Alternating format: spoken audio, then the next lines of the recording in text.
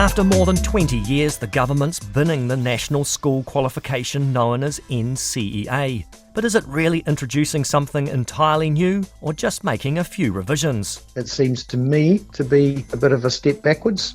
I've had my first teacher tell me that probably they'll leave. We have no idea of what it will be assessing. Kia ora, ko John Gerritsen aho. Ane te pūrongo torangapu mō tēnei wiki. Welcome to Focus on Politics. When the Prime Minister fronted an education announcement on Monday, it was widely expected he was there to drop the axe on NCEA Level 1.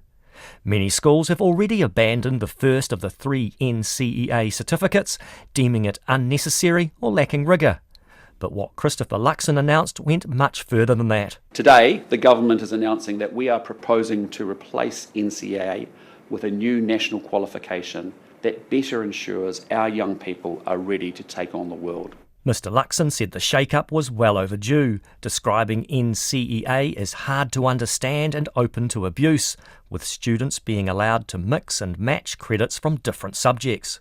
Although well-intentioned, the heavy flexibility in how students can go about attaining the qualification is too often not preparing them as well as it could be for life beyond school. Too frequently, students are choosing subjects simply because they are easier to pass, rather than developing the skills we know they need to have the biggest impact on their and New Zealand's future. Standing alongside the PM was the Education Minister, Erica Stanford, also making the case for change. As a parent, even I did not understand NCEA. I had years of navigating my daughter through it, and it didn't make sense to me that an E is better than an A, why you can get credits for having a part-time job or participating in a group activity or filling in forms. I didn't understand why the children said to me, we don't need to sit the exam because we have enough credits already. And Ms Stanford says there's hard evidence for those parental reckons. The Education Review Office last year reported that most teachers and employers have no confidence in the recently revised Level 1 of the qualification, and NZQA figures suggest students and schools are working the system. A student is twice as likely to gain an excellence grade through an external assessment than an exam. And only half of Year 12 students achieved NCEA with 3 or more full standards in one subject area. 30% of students used unit standards designed for vocational pathways to simply get across the line and pass NCEA. Here's how the new system will work. As expected, NCEA Level 1 will be scrapped altogether. Instead, starting in 2028, students in Year 11 or 5th form will sit a Basic Literacy and Numeracy Award, possibly similar to the current online NCEA Reading, Writing and Maths tests. When they move to Year 12 or 6th form in 2029, they'll work towards a new Certificate of Education to take the place of NCEA Level 2. By the time they reach their final year in 2030, Level 3 will be gone, replaced by an Advanced Certificate of Education. To get those certificates, students will have to pass entire subjects rather than accumulate 60 credits that could come from anywhere. Students will be required to take a minimum of 5 subjects and be able to pass 4 to achieve the qualification. We're also proposing to introduce a subject-based approach. This means students will be assessed on their understanding of whole subjects, underpinned by a refreshed, knowledge-rich, internationally benchmarked and consistent national curriculum that students will be assessed against, not a collection of standards. Erica Stanford says the new qualifications will be clearer. Not achieved, merit and excellence will go. Instead, each subject will have an internal and external assessment that add up to a mark out of 100. And those assessments will align with grades of A, B, C or D. Fancy that. For example, 2 internal assessments and 2 external assessments, for example, with 25 marks each. Ms Stanford says the new system will also strengthen vocational pathways, making clearer the subjects students must study to become tradies and involving industry groups in their development. It's clear there's a degree of public support for the government's objectives. Listen here to punters on the streets of Wellington. I think the education system needed a big turnover. I've come from an experience in the IB, the International Baccalaureate, and the rigour in the IB just was never there in the NCEA. I think it'll be more understandable for slightly older people like me. I went to school when it was ABC, so that'll make more sense to me. My son's struggling at the moment with the current system. Yeah, I think it does need to change because it's likely a lot of other children are struggling with it as well. But ask university students who actually did NCEA, and there's a greater mix of opinions. I liked NCEA. I had a good experience with it. I like that you can choose your subjects and you can do internal ones as well. And I feel like that's helped me here because there's no exams at my course. It's all practical. I think the people who did Cambridge or IB had a better base of knowledge than we did, definitely. A lot of basic stuff I had to relearn from scratch. NCEA was good for me. I think it set me up pretty well because it's pretty similar to how uni works. I like that it was not too much work. Me personally, I found that it was pretty easy to manage. But what do teachers think? They've often complained that NCEA has shortcomings, allowing students to switch off once they've reached the bare minimum number of credits. In a secondary school staff room, teachers told RNZ they could see good points in the proposed changes, but worried about the toll on non-academic students. There is real potential in what they have put out. My big concern is around the kids that currently the school doesn't really work for them as it is. There are elements that, yes, could be an improvement. The students are the ones that get harmed when people are just choosing to try things out. I don't think it's an improvement. High stakes assessment is incredibly stressful for a number of people. The well-being of students has to be considered. They also warned the government is expecting a lot from teachers at a time when it's offering what many consider to be a derisory pay rise of 1% a year for 3 years. I don't have a curriculum written for my subject yet, and we're supposed to be implementing it next year.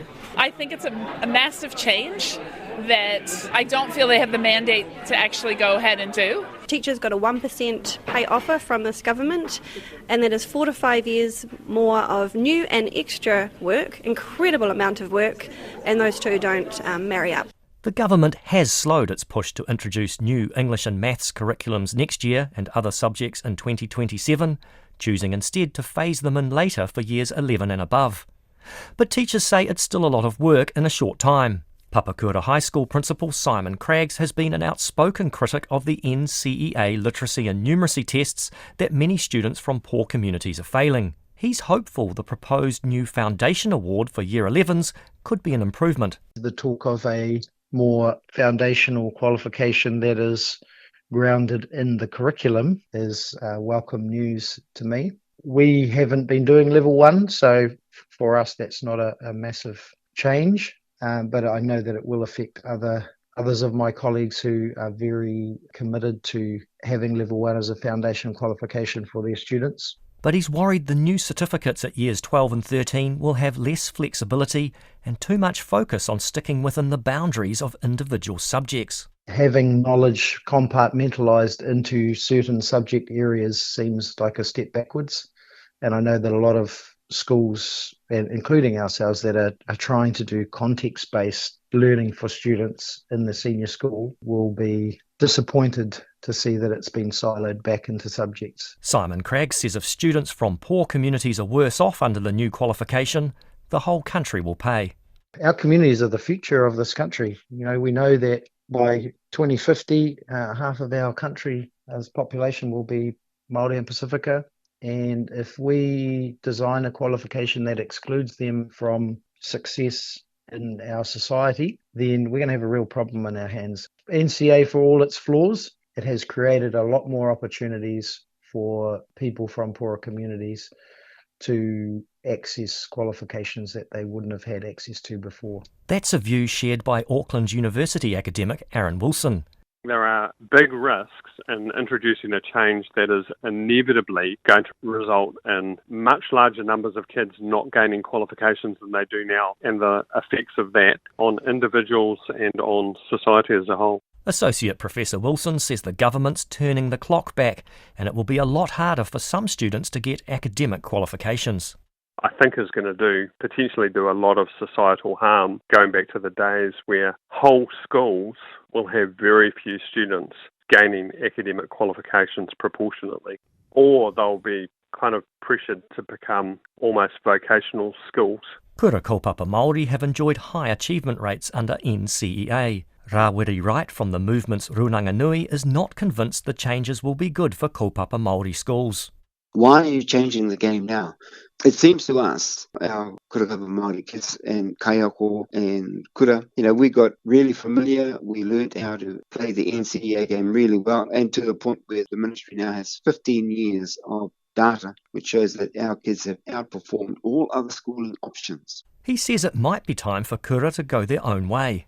This could be an ample opportunity for us to consider creating our own qualifications, pathways, which continue to meet the requirements or the aims, which are really more meaningful for our tamariki mōpuna. The government's overhaul has not come from nowhere. It's the latest in a series of attempts to improve the national school qualification. Between mid-2021 and late 2024, the Education Ministry spent almost $160 million revising Level 1 and preparing to revise Levels 2 and 3. Those changes left fewer standards at Level 1 that encouraged broader subject mastery and relied on more exams. The chair of the Post-Primary Teachers Association's Principals Council, Kate Gainsford, says that sounds a lot like what the government is proposing now. It could be pretty much the same. That's why, people are being cautious and asking so many questions, because there's been a lot of investment and discussion in the lead up to this. And so it's not clear whether that is going in the same direction or whether there is a different direction of travel. It's, there's political statements and assertions about differences and phenomenal things and transformations and things. But that's kind of political icing on the cake. It's not, I think teachers and schools and principals, we want to know the boring technical details. The cornerstone approach of NCEA is that it divides each subject into discrete standards, each one measuring a particular skill or area of knowledge. For example, English has standards for analysing texts and for making oral presentations. Kate Gainsford says there's a bit of confusion about how far the new qualification will depart from that. The government says the new qualification will also be standards-based, but teachers say marks out of 100 don't make sense in such a system. The Education Ministry explains it like this. Generally, subjects would be made up of internally and externally assessed standards that, when combined, add up to 100 marks. The percentage mark that each will contribute to a subject is not yet decided. At Wellington Girls College, Principal Julia Davidson agrees NCEA needs an overhaul. Yes, it did. Yeah, definitely. And I think there were too many examples of things that weren't going well across the country. But it needs an overhaul with the sector taking part in it. So hopefully this will be the case. She likes the government's plan to improve the so-called vocational pathways, courses that added together lead to careers in particular trades.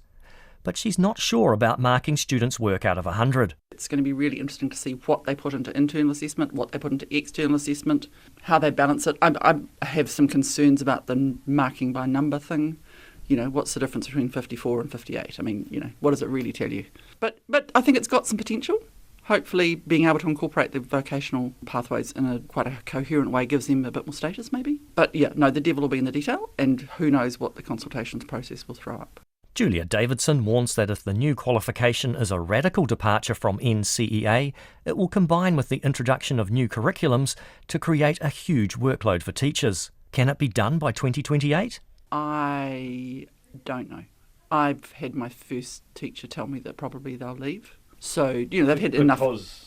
Just so much change, wondering whether this is actually what they want to do. And that happened when the last curriculum change happened, people left as well. So I don't know that people are going to have a lot of professional development, because if you're marking to a different method of assessment or a different way of doing it, they'll need a lot of training. Julia Davidson says the curriculums need to be completed first, and they need to be done well by teachers who are paid and released from their classroom duties to do it. Albany Senior High School Principal Claire Amos says consultation on the new qualification system is definitely premature. We're expected to comment on whether we think an assessment framework change is the right change when we have no idea of what it will be assessing. So without an understanding of what is in the curriculum and how well it meets the needs of our diverse learners, it's really hard for us to be consulted on the way that we might assess something which is invisible to us at the moment. She says teachers are feeling absolutely overwhelmed by the pace of change and are worried that anything they introduce now could be thrown out by the next government.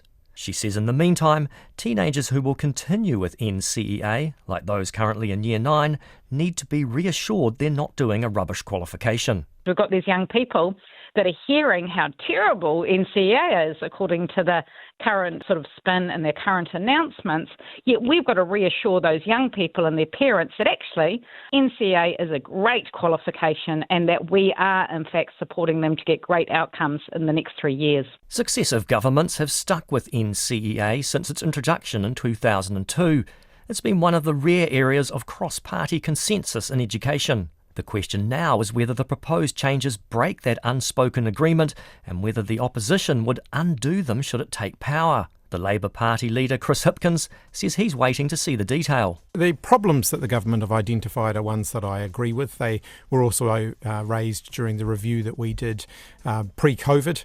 And so I think we certainly are interested in talking to them and seeing if we can reach some consensus on how to move forward from here. I do think that there does need to be change. Consultation on the government's proposal closes on September the 15th. That was Focus on Politics. I'm John Gerritsen. Thanks for joining me. Mā te wā.